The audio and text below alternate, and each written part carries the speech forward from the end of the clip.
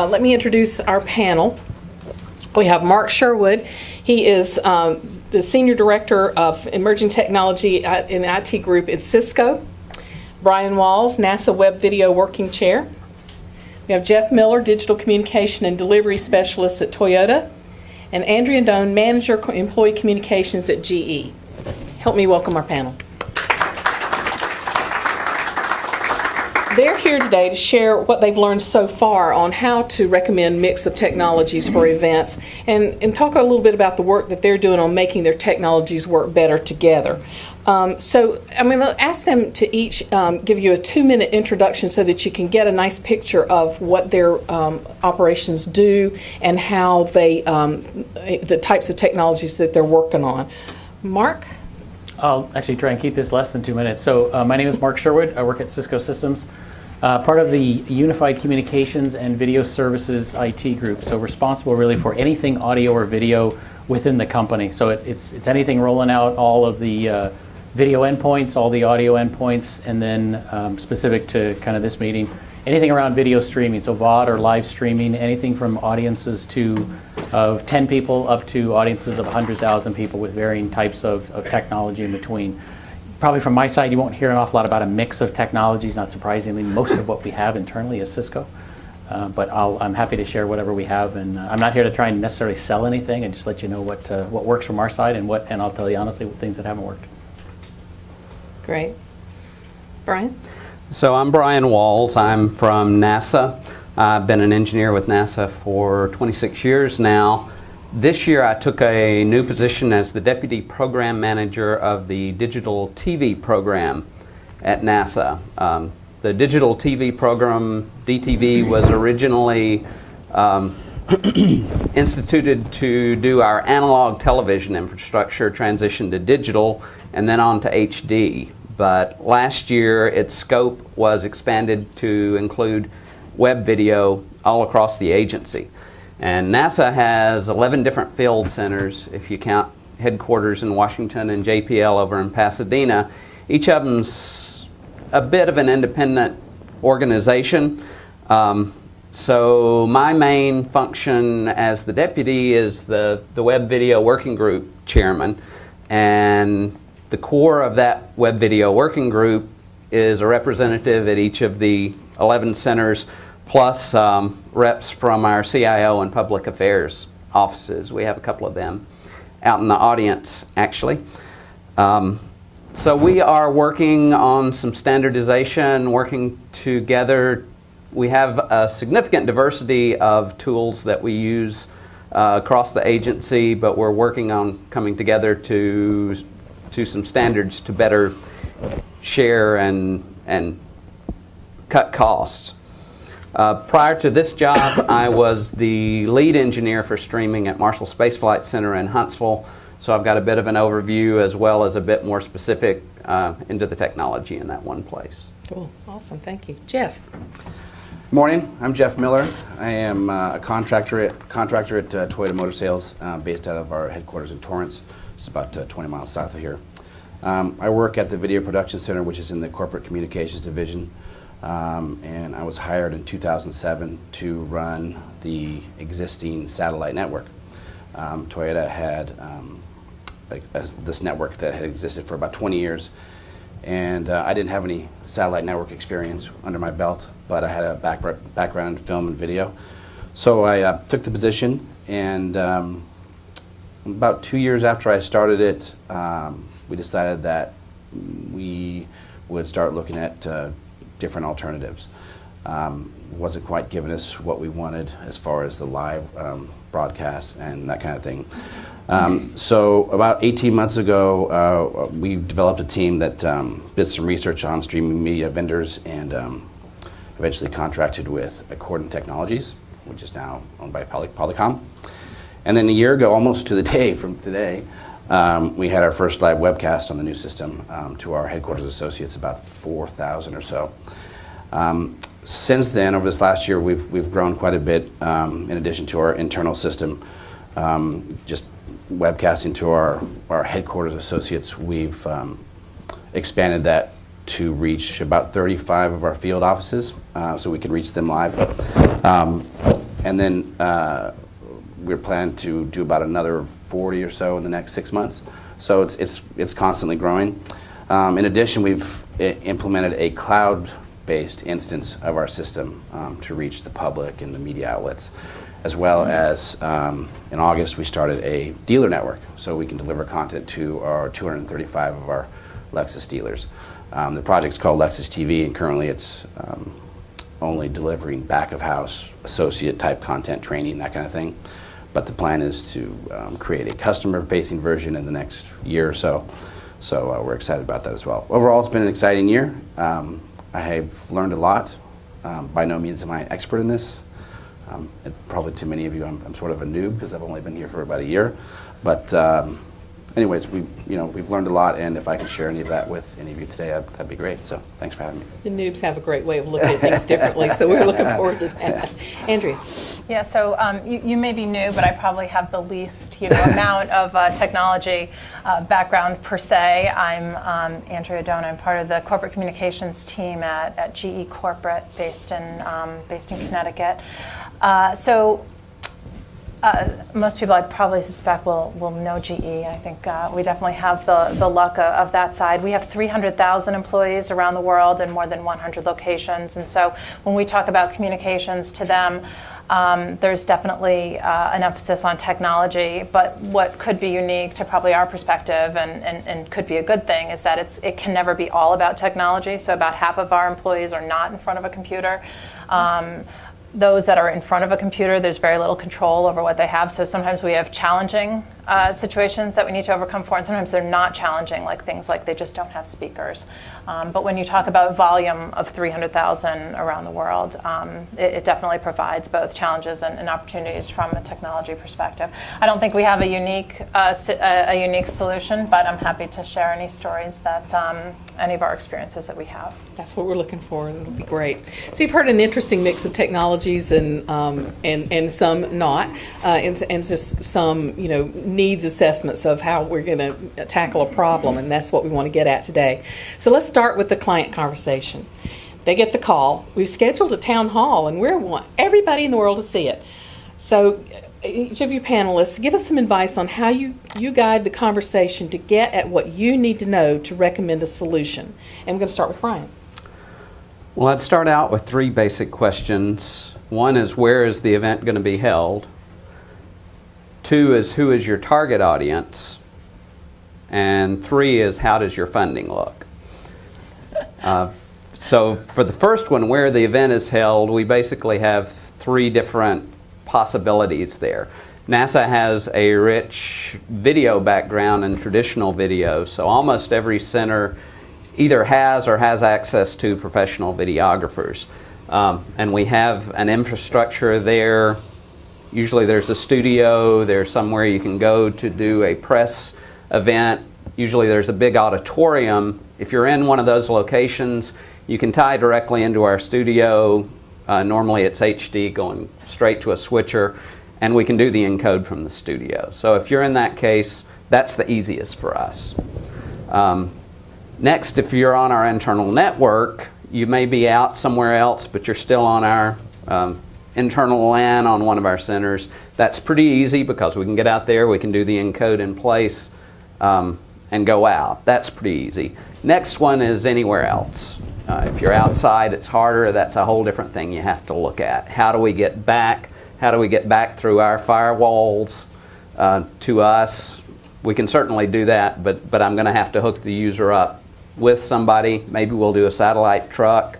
We may do a data uplink, or we have to acquire network wherever we're going to be.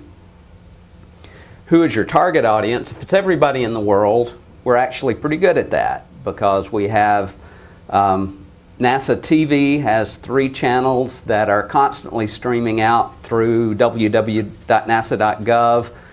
We're going to satellite, so people can pick it up with a satellite dish. If it's a big enough event, then we'll put it on NASA TV, and that's easy. We're already streaming it 24/7. If it's limited to a single center, every center knows how to do outreach within the center. Some of them are still using analog cable as their main thing, and people go to a TV. And have some unicast streams, but not everybody can see it on their desktop. Quite a few of us have IPTV type systems, like an OptiBase system that's multicasting and everybody can get HD on their desktop internally. For us, more challenging for us is to go to all of NASA, because we don't do that often enough that it's kind of hard to do that. We have ways to do that. We have a video infrastructure that can multicast out to everybody, and then they can pick it up from there. So we do it fairly well, but we have to think about it when we're doing that. For funding, I'm not directly involved with the funding, but it does make a difference when I'm talking to somebody. If they have money, obviously there are more options, and it's easier.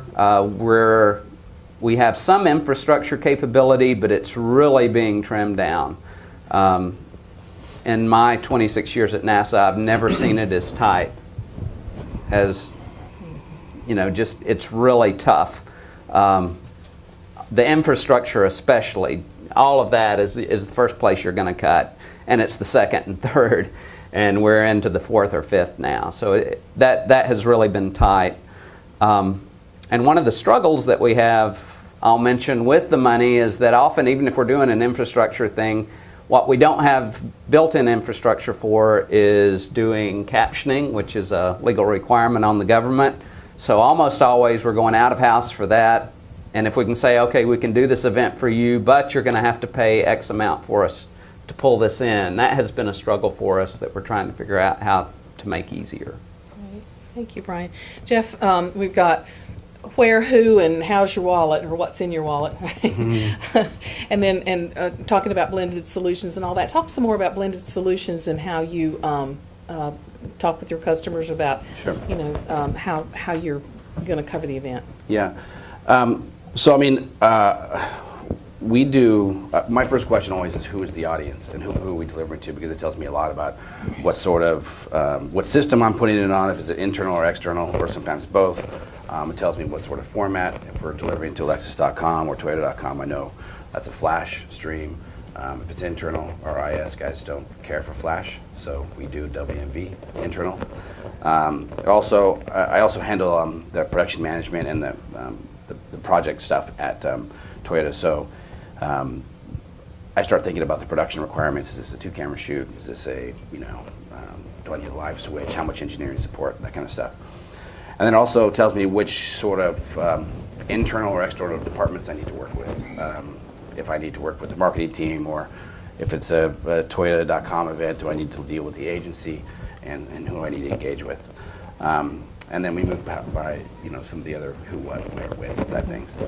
But the biggest thing that for our clients, anyways, webcasting is not Toyota's core business. So half, or maybe even more than half, of our clients that come in that want to do a webcast don't have any experience with video production, let alone live streaming event or anything like that. So I spend a lot of time trying to basically translate the technical stuff into something that's a little bit more digestible for someone that's never even experienced it before. So I feel like doing it that way, we've seen some success with people being more interested in collaborating. I'm a big proponent of collaboration and working together to try to make projects successful. So that translation for the business units is key, and it's helped us quite a bit. And not only does it build trust for the project, but I also have to think about our department, so it helps bring people back more for our department for other projects as well. So, and because we're so new, the conversation almost always leads to some place that we've never been before. So I try to have our partner, someone from Polycom, in the room with me, or at least on the phone, so that, if there's a question that comes up that I have no idea. For instance, we had a client that wanted to do live stream on Facebook, and that's not something we'd done before. So I had the partner with me, so that helped, answer some of those questions. But that happens all the time. So trying to give them an answer quickly and something that is relevant to their project, I think helps quite a bit as well. So. Thank you, Jeff. Andrew, you come at it from the line of business side, and so when someone presents these options to you and everything, tell me what you're thinking about around the message and the challenges that you see from the business side of getting your message across using various channels. Yeah, I mean, I think probably both from the business side and maybe a question that we haven't addressed yet is also how soon. So being part of the corporate communications team and being very close to things that are happening, things that need to be responded to, it's a big difference of pros and cons as to what we're thinking about. If I need it tomorrow, if I need it 3 months from now. So I guess really good point. And I think along those same lines, as I think about it from a communication standpoint, what are the gives and takes? What are we willing to accept at this stage? And what does success look like? You know, for us, as we think about can we reach all these employees, for us that's never a question, because with employees in all the time zones that we have, we can't reach all of our employees, even if everyone did have, you know, some type of a technological or mobile device in front of them. So trying to think about it and flexible, which I think is the question that you were talking about, being as flexible as we can, being as creative as we can to reach employees no matter how. I was really surprised. I've only been at GE for 2 years. Early on, I was very surprised at how many employees watch our videos and or our live events on replay. And it was strange to me, because there's always an executive who's hosting questions and you know, being very interactive. But you know, we get 2 times the viewership on replay. But when you think about where our employees are, whether they're part of the sales force from a functional standpoint, they might be on the sales force, they might be in a hospital repairing an MRI, right? So understanding that that's okay, right? Reaching employees where they are is much more important than reaching them all at the same moment for us. And so thinking creatively within that space is really important for us. That's excellent, Andrea. You and I are sisters from different mothers, because that, you know, communicating with people where they are and how they want to receive the message is what drives the line of business and drives our partnership here. Thanks. Mark, talk about a little bit within Cisco how these questions get answered, and I love how soon. Sure. Yeah, and so I think, you know, a lot of my answers are probably in line with a lot of what you've just heard. Certainly, I think we probably start out with money, maybe rather than ask it for the third question. But in general, so we used to be very ad hoc in terms of the way we approached this. There were a few people that everybody knew, you know, within a certain number of teams. Hey, we got a meeting coming up. It's, you know, and it's going to go out to 10,000 people. It's going to come up, you know, in a couple of days. What can we do? How can we get it going? So we learned, you know, over time that it really made sense. We built a portal out there that allows anybody to go internal to Cisco and access it. That basically gives them, you know, the understanding. First, there's a couple of very simple boxes to fill out that says, what is the event? Basically, what's your audience like? What's the time frame like? What are your expectations? What do you need? What do you think you need? And then, you know, it basically allows you to look at some internal options that we have. So for a much smaller event, you know, we've got a WebEx, you can do a meeting center, you can do an event center, you can do a hosted event center, and then you can move up into like an actual Cisco studio. You can use one of the small studios, you can use the big studios, you can go studios across the world, you can bring in telepresence, and then it starts to add in basic costs around that structure, as well as how much time we need in order to be able to organize something like this. The other things that we've also added in now are if you want to have slides, if you want to have remote speakers join, if you want to have them join on audio, if you want to have them join on video. And then one of the latest things we've added over the last year or so is the ability to add in a chat feature while the event's ongoing, and that's become wildly popular in the company. We started it out with just kind of a free-form chat. It's a Cisco Jabber, if you've heard of that. And we also do a moderated chat now, so there's actually 2 chat windows, and our first thought was, wow, this is going to be confusing and complex, and people aren't going to like it, but now we've tried it without them, and everybody complains that they don't.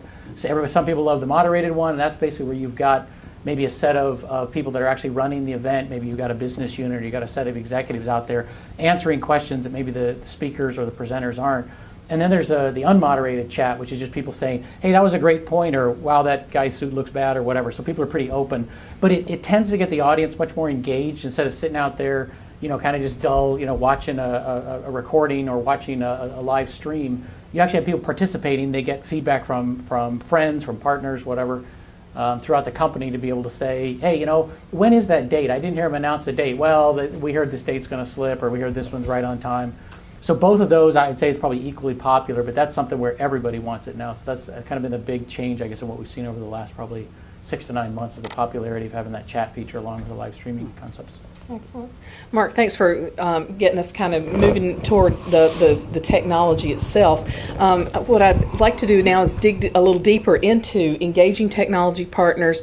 Some of you are moving into overall strategy like we are at Wells Fargo, and some of you are on point for the whole thing. Some of you depend on the technology partners to figure out how to herd the cats, and that's really what I'd like to hear from you. And Jeff, I'd like to start with you talking about best practices for negotiating with partners or getting everybody to land all at the same time. Yeah, sure. So I was involved when we decided with the team that we did the research and our original talks with Accordant, and also when they got bought by Polycom, they brought in another team. So we've had a lot of discussion about our relationship with them. But I think that maybe it kind of gets overlooked, but the key word in this is partner. And I didn't want a vendor to come in and drop off a couple of encoders, a server, and email me a license, and then a couple of phone calls and say, this is how you do it. We wanted somebody that was going to integrate with us, and so I harp on it all the time with them about having a partnership and creating this system that can be the best it can be.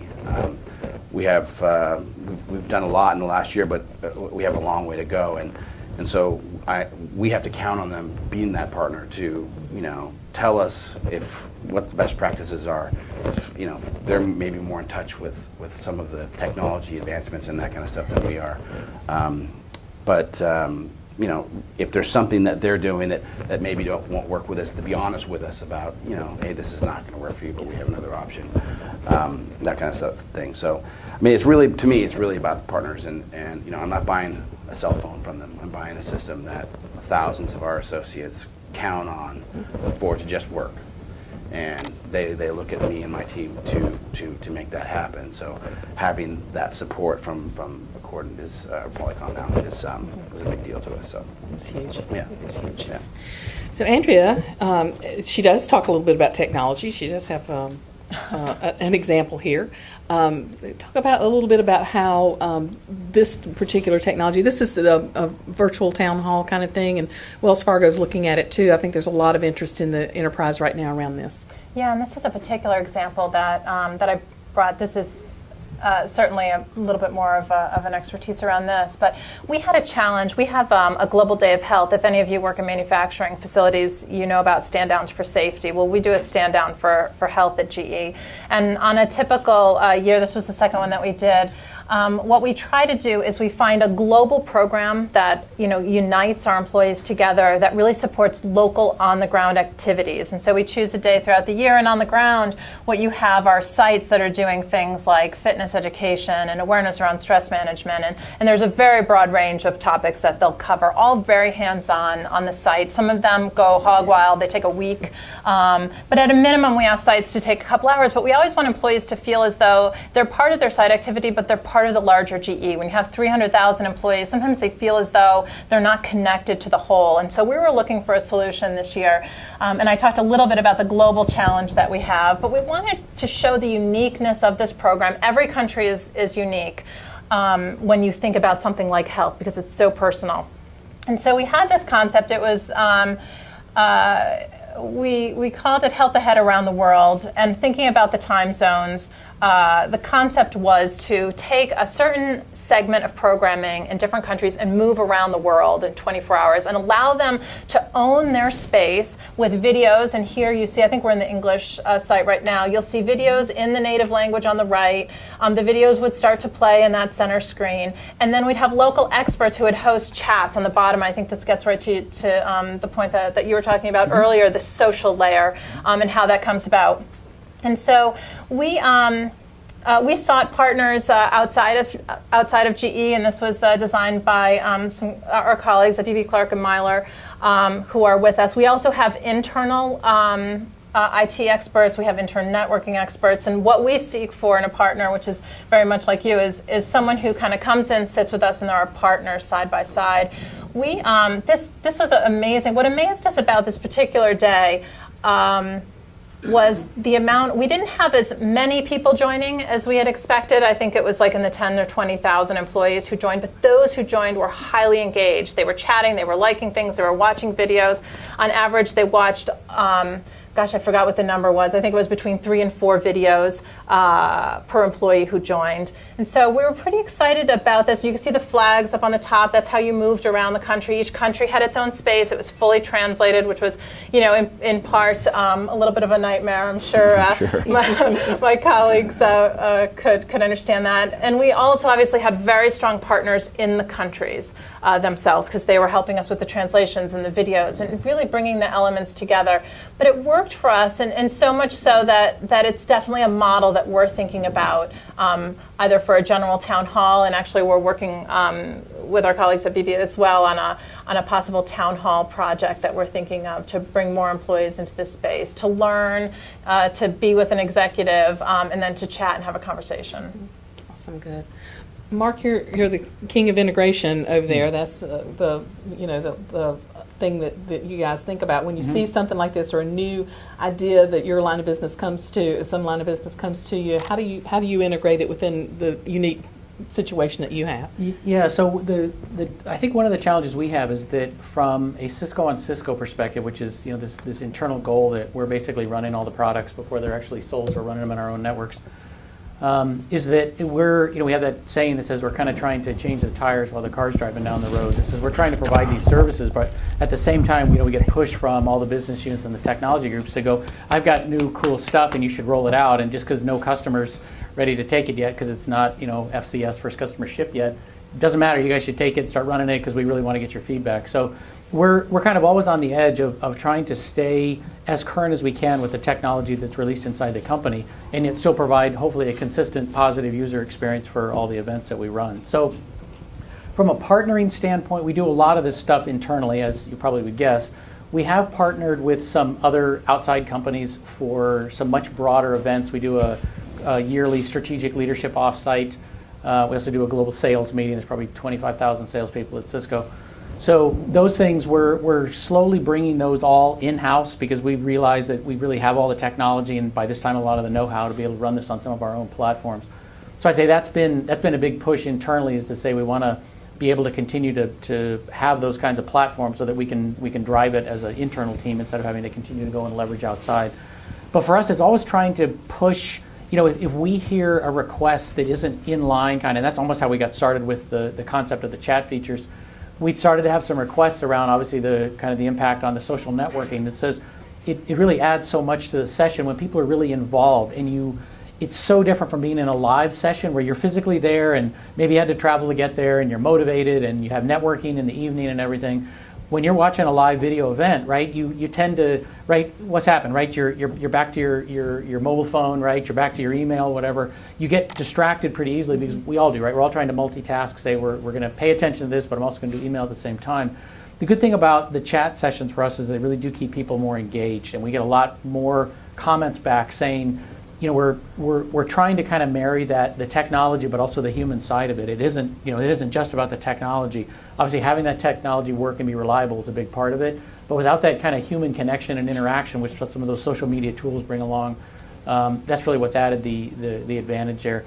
We've also got some where we're now adding kind of like breakout sessions, kind of like a virtual breakout session where we'll say, you want to go and establish through WebEx. We'll go kick off a session, and these 8 people maybe want to break out and they want to talk about something similar. We've just started to do some of those things, but again, it's that idea of saying how do we kind of get people more engaged in the session so they're not just kind of staring blankly at the screen and listening to every third word. So it's that humanization of technology, I'd say, is kind of our big push forward. Mark, I hope you'll come to tomorrow's session for webcasting. Piece of it, because one of our big questions in that is going to be how do you promote the stickiness? How do you keep people engaged? And so we'll definitely want you to stand up and help us out with that answer. And Brian. Well, so I mentioned that basically our videography we do internally, captioning. We've been doing center by center with individual agreements, so it's kind of spread around, and typically we're doing that on the videography side. So they're using traditional. You take a recording, you call your service, and then they send it back on a modem and insert it into the video. So it's not really part of our streaming end of things. When you get to encoding, we normally do that internally, but we have a diverse set of different tools that we use for that. One of the most common is we use TriCasters a lot of the time if we're out in the field. That's one of the more common. And then we have, for the NASA TV, the 24/7 streams, we're using the Cisco's inlet encoders. For the most part, we're also doing some of that with Niagara boxes that we've built up ourselves and are running. For distribution, if we're going outside of our own network, when we're going out publicly, we have a contract with eTouch currently, and they have a sub with Akamai, so that's actually our main distribution provider. We have a fixed amount of bandwidth that we have, and we're pushing up against that with our NASA TV. As we've gone to higher quality, we have moved to adaptive flash, made that available as well as the iPhone, and usage has gone way up. So we're close to filling that pipe. We also have an agreement with Ustream, which has worked out nicely. They include the chat type capability. We're using that quite a lot doing for events where we're doing, they call them tweet ups. So they invite a group of people who have Twitter followers. We let a certain amount come to an event and do live video on that. We can also do other events, and each center can do that itself without having a lot of overhead. All they need is a TriCaster wherever they are. They can go to Ustream and put things out to the public. So we found that to work well as well. So you've got this mix of technologies and everything. So you're basically deciding sort of a la carte based on the event, the audience, and everything. Which of these different? We do, and it also depends on which center, going, because each one has their own stack of ways that they've done things. Okay. Yeah, I just wanted to clarify that in my own mind. So basically what we've come up here with this is, as far as the partnership and consulting is very, very welcomed, and I'll say that's I think that's true across the board. If you are a technology partner, the line of business, we really want to hear from you. What can be done, what can't be done, is something better or worse for that to support the message. Engaging new technology, and then of course the audience engagement, which we'll talk a lot more about in tomorrow's webcasting session. So thank you for that. Now, here's the big question, and I'm going to ask it from the standpoint of managing expectations. How, as the technology folks, how do you manage your line of business expectations? How do you educate your customers in the strengths and weaknesses of the various delivery platforms? And how much do you do that, and do you? And so I'm going to start with Andrea, and coming from the line of business side, how much of that do you want to hear, and what do you really want to know? Yeah, I would say that I want to hear a lot, because in my mind I need to understand the risks with the different options that we choose, so that I have both the upside and the downside to kind of help set expectations, at least with senior leaders within our organization. And I think one of the greatest challenges within that space, kind of in wanting to know a lot so that I can gauge those, is that we're often speaking different languages. You know, we talked about this before. I said, are you sure you want me on your panel? I don't speak the same language. I'm sure I don't have the same experience. But it's really, I need to understand, and I know that in a lot of cases I've had to press again and again to really understand what the pros and cons are. And it's not that I don't trust our partners, whether they're external or internal, but it's just being able to make informed decisions together. That's really important, at least from our perspective. Awesome, good. Mark, when you hear those types of things, how do you react?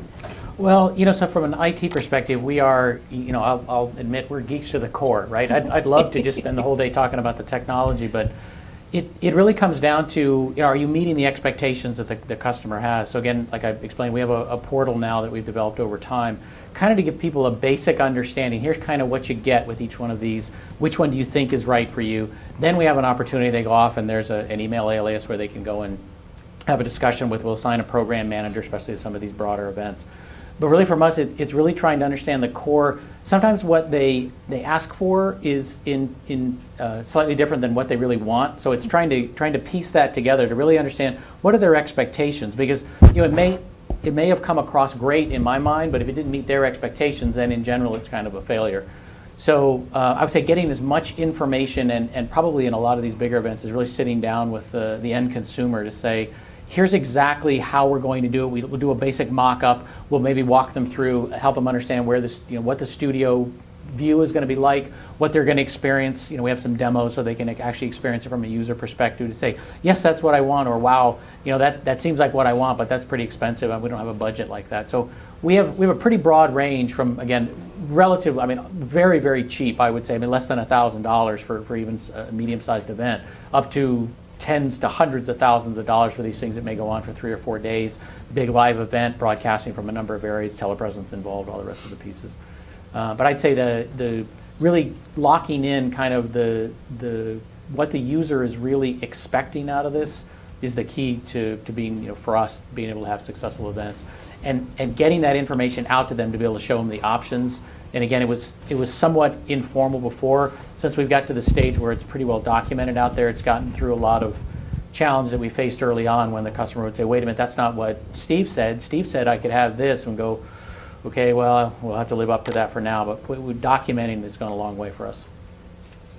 Brian, I think NASA's magic. I think that everything happens there by magic, and we all know that's not true. How do you all handle the conversations that you have about setting expectations on what's going to happen with an event?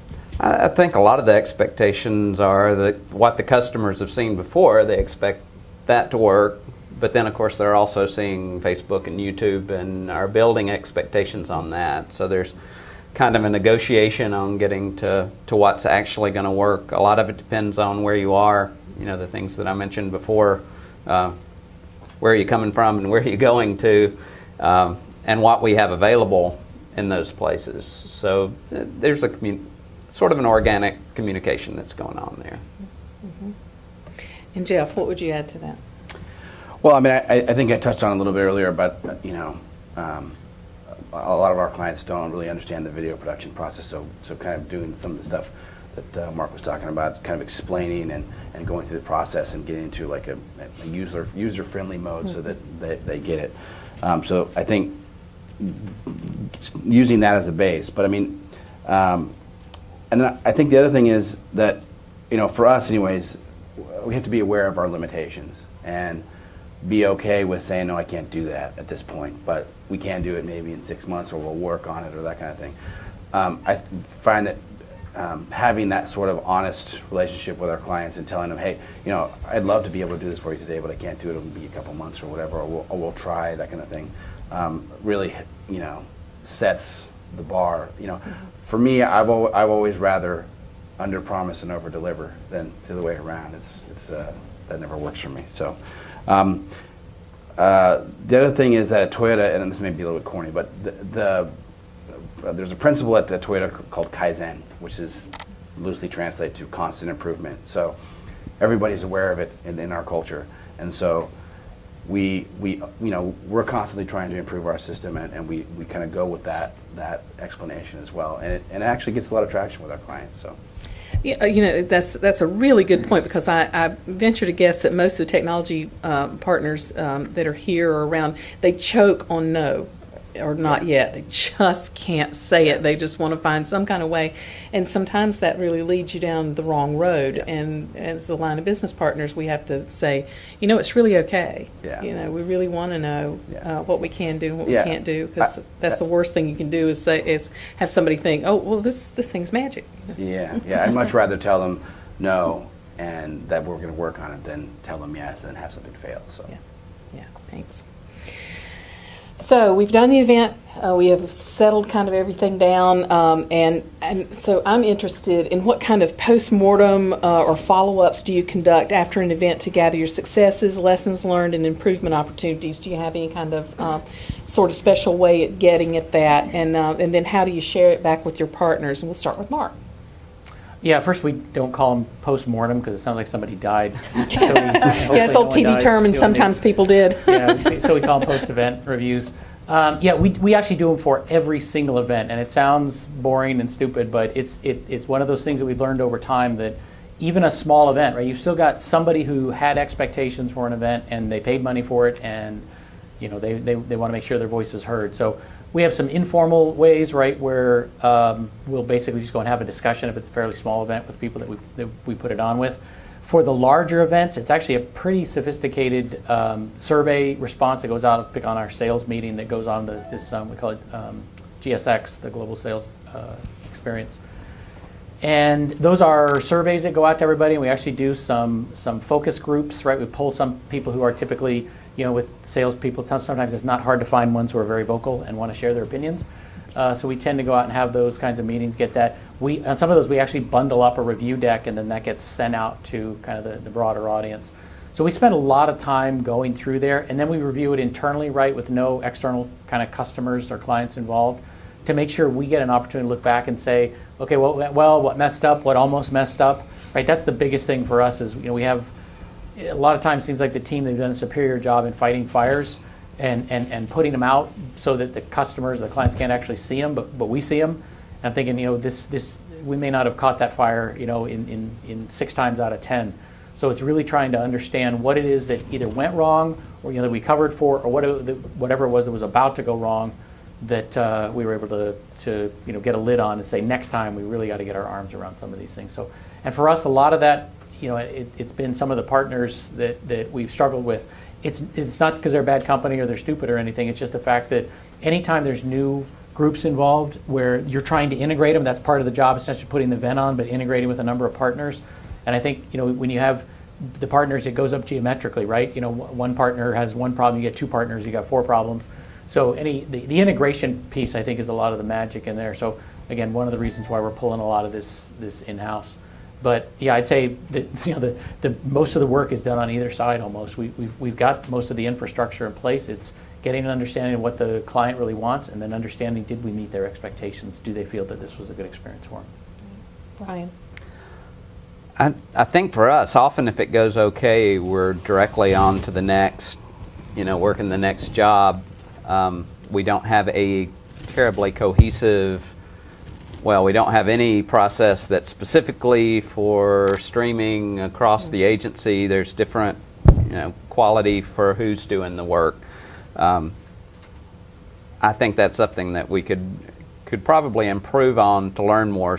Now, on our big stuff, as we were doing shuttle launches, shuttle landings, we watched very closely how it was going, and after the fact, we would look at what the statistics look like, what went well, what went badly. And it's part of the engineering process, so it happens throughout. But right now, there's not anything that's in my control that's consistent across the agency. Jeff? Well, I think for us, when we first started, this was kind of a hard thing. We wanted to improve on issues, but when you don't have the knowledge of what you need to improve to, it's difficult to kind of put in place, the things that need to work better. So, but over time, as we've kind of done more and more of these, we've kind of developed a process, and it's not written in stone or anything, but basically the team will meet briefly after an event, immediately after an event, to kind of go through the checklist of things that maybe went wrong, make sure everybody's on the same page, and then we'll go through and maybe create a more comprehensive list if we feel like the issue is deserves it. Some of the things, if you've got a floor director who's queuing someone too early or whatever, that's sort of a human error that I don't think that really requires a whole lot of explanation, or hey, someone made a mistake and we're human. So, but any sort of strategy or technical issues that we can build on, we definitely kind of have further discussions about that, and we'll try to take that information and then create a more user-friendly document that we can send to upper management, because they want to know, why did this not work, and what are we going to do next time so it gets better. So. That's kind of okay. Andrea, how do you listen to this, and how do you respond to it? What do you want to hear, and what are you thinking about? So I would say I have a completely different approach from what went wrong, and that's probably because I'm part of the communications, the public relations, and the marketing team. So my first approach is to always celebrate what happened well, and to make sure as many people know about that, so I get additional funding the next time around. And if things went wrong, I'm good at spin, because I'm part of the PR team. And so I can always, and that's not to say that I'm not interested in fixing it for the next time, but I would say that my initial focus is in talking about what went right. and where the successes were and how we did accomplish, which goals we did accomplish, and if there weren't goals, I mean, don't get me wrong, I like my job. I certainly am honest about the things that we could absolutely do better, but I will tell you my first piece will be celebrating all the successes and celebrating the partners that we had along the way, because we know, at least from a communication side, that we didn't get it done on our own. And so we're pretty big at celebrating those who are with us along the way. Great, thank you. Now it's your turn. We're going to open up the floor for questions, and I knew they would just begin to pop up immediately. Just wait for the microphone. It's coming around. Oh, all right. I got a couple of questions. I'm not sure whether I can do all of those. But Brian, a question to you, and also to you, Mark, about the live nature of chats. And also, Andrea, this probably fits in your area as well. Mixing the fact that you've got live events and how great the chat experience is, how does that work in a situation where you have a worldwide audience and distributed across time zones and things like that? So that's my first question. How does that all sort of factor into your plans and strategy? Okay, let's grab some answers on that. Well, in our tweet ups, we basically just let the tool run. I know I sometimes watch. And well, so our NASA TV is on Ustream as well. So that's 24/7, plus there's the event. And if I go in and look at that, you can see in the chat there'll be stuff going in scripts. I have no idea what's going. And that's fine. We used to be very worried about, what if somebody says something bad? What if somebody says something negative to NASA or uses a dirty word? And with Twitter being everywhere, all of the text that's constantly running, I think we've just gotten a lot more comfortable with expecting people to take things with a grain of salt and to deal with what they see.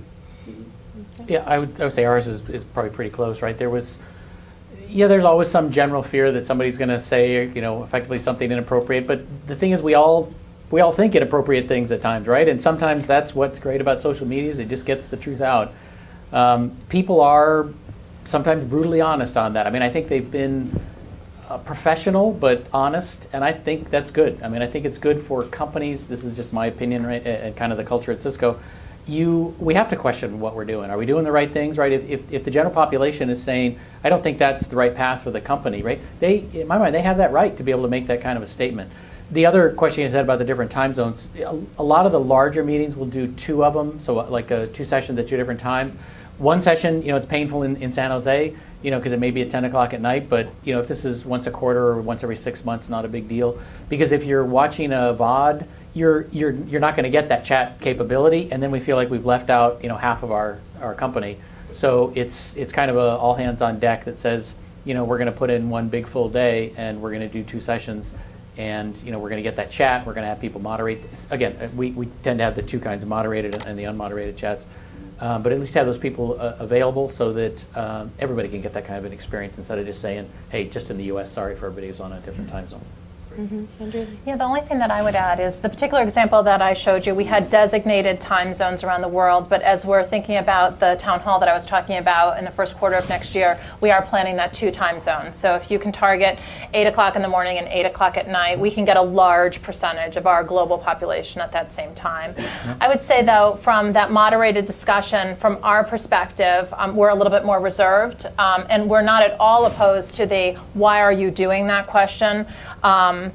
But from a legal perspective, if employees when you have 300,000 around the world, when employees bring up issues, if there's a legal obligation for dealing with different things in different ways, and the minute it goes public, even if it is in a controlled space, that's a bit of a concern for us. So in most cases, for the employee events, we moderate those. And that's not to say that we don't deal with the issues that come up, right? If someone comes in and has a very serious allegation, that goes immediately to our legal partners. But we're not going to publish it live. But we'll respond to them offline and say, look, we got your question, we understand your concern, and we are going to look into it and get back to you. We find that quite often with the health issues, and we deal with a lot of those. We don't advocate for employees to air their personal health issues online. But if they're having problems getting benefits covered, right? We'll deal with those, and if they do air them publicly, we'll come back and we'll even say, look, we're going to talk to you offline. Thanks so much for your concern. If those actually get there, but in that live conversation, we're a little bit more conservative, more from a legal perspective. Next question. David Boyle with Oracle. David? I'm wondering, since we're talking about live chat, talking about audience participation in your events, that's one mode of getting feedback from your audience. Another would be filing a service request with your IT teams that it's not working for me. What about the third option of taking feedback from your audience in the form of research and surveys internally? Do you survey your internal audiences on the quality of user experience, on feature requests, and things of that nature? General question for the panel. We do. We attach a survey to every single webcast. On our player, we have it's a tab that's a survey. Basically, what do you think of the quality of the video? What was your overall webcast experience? And then we also use it to find out what they felt about the content of that particular town hall or whatever that webcast was. So, we do it every time. Yeah, I'm not sure if we do it every time, but definitely we have a quarterly broadcast for employees that follows our earnings broadcast, again with our chief financial officer and his colleagues. And for each of those, because of the timely nature and because it's built into the system, it's easy for us to ask about the user experience.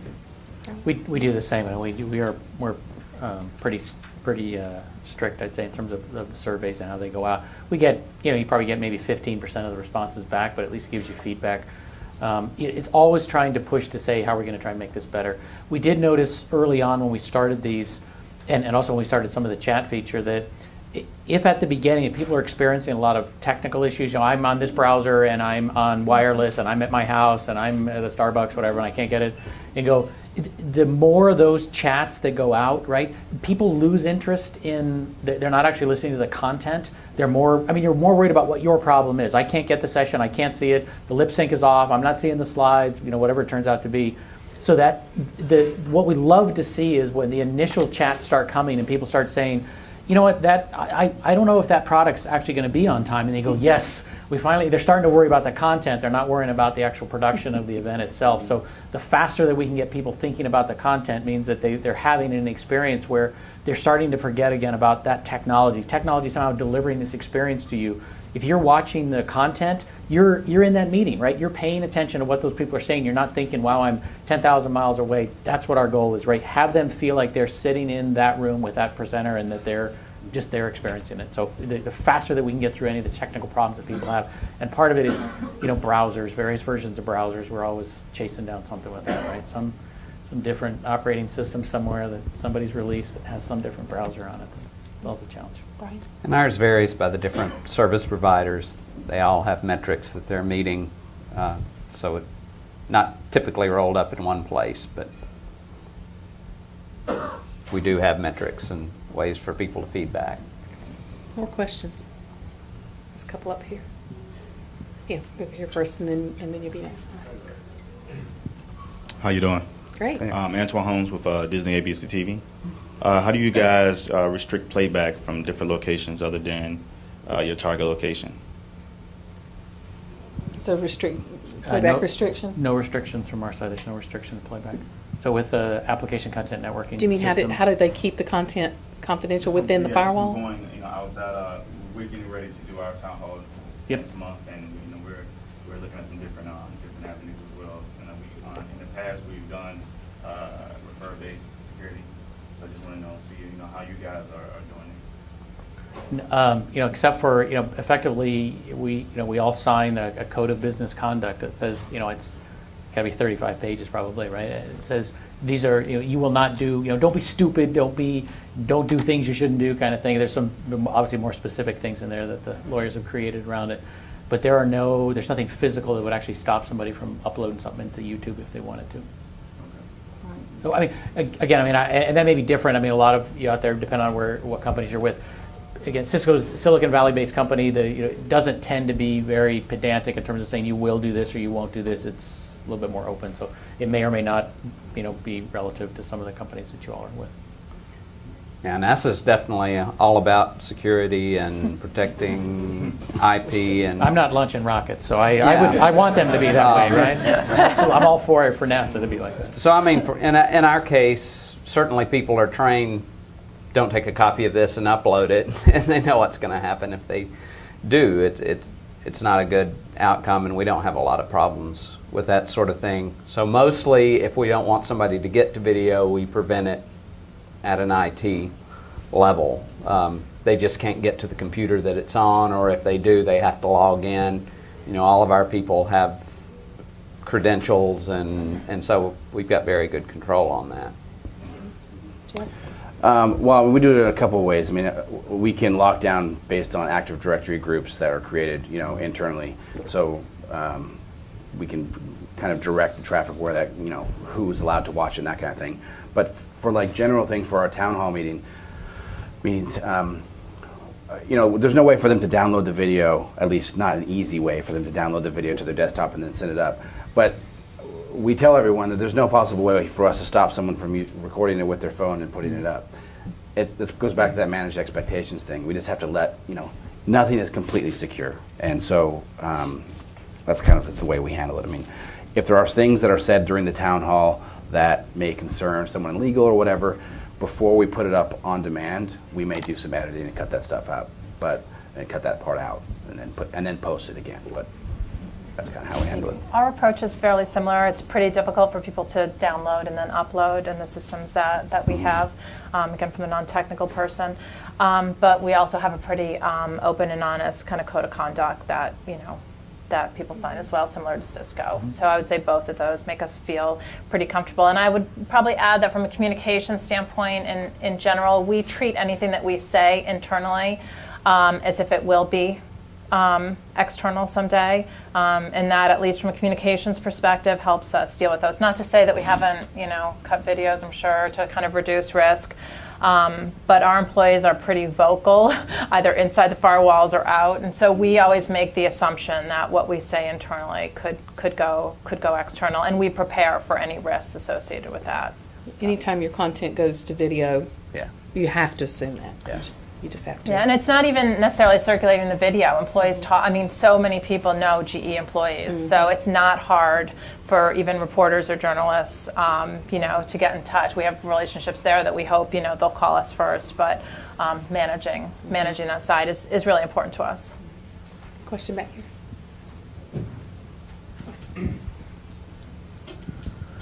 I was just wondering if there's any.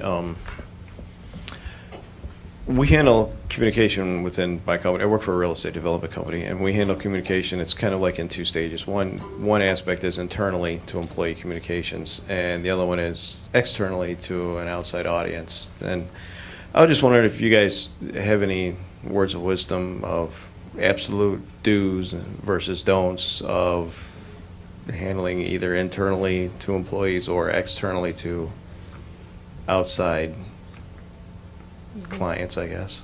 I think the primary do that we've all stated is, just assume that it's going to be outside at some point, and know what people, what's the company's story. That if you can align your communications to the company's story, that really helps people keep things in perspective and keep things real and relevant to what people are saying. That's what I'd say from the Wells Fargo side. What, any other? I might just add to start internal.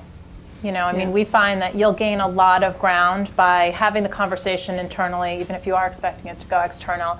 And just saying that, you want them to be in the loop in what's happening. And having that conversation first, even if it's just for a few days, we find makes a world of difference. We've done it more and more recently with advertising, which sounds absolutely probably silly from a GE perspective. But GE employees in general really love the company, and so if they're sitting at home and they see the ad, they're excited to see it, but if they get to see it first and kind of a sneak peek, they feel really good, and then they're telling their friends about it. And so if you think about these 300,000 employees, you've turned what could be a negative into an immensely positive situation. And so thinking about, right, it's not always possible, right? I'm not going to lie. There are situations where we can't talk to employees except maybe like 1 minute before we talk externally, and understanding those situations is definitely important. But when you can, use those opportunities to your advantage, because what will happen with employees is that when you have a situation, maybe it's a merger and acquisition or something like that, when you can't talk to them all that long in advance, you can be really honest and say, look, we're giving you a 5-minute heads up. We can't give you any more because of legal situations, but this is what we know now. And you kind of build that relationship that will work to you in the longer term, I think. It's just my 2 Agreed. cents. The large companies, the hardest thing that we're all faced with is that one world concept, that we are all one company and that we're all in this thing together. And so how do you get that message across that whole one company? Well, you do it with integrated communications, and you do it with a solid message that everybody knows your vision and values and your stories, and then everything aligns to that, and that goes out to the world as a unified culture. You get a sense of GE, you get a sense of large companies like that, and if you can find a way to build that in a smaller company, you can do it quicker, but it's a little bit harder because you have to employ the same methods of storytelling to do that. So I believe we are out of time. Yeah, thank you very much. Thank you all. Help me thank the panel again for their hard work.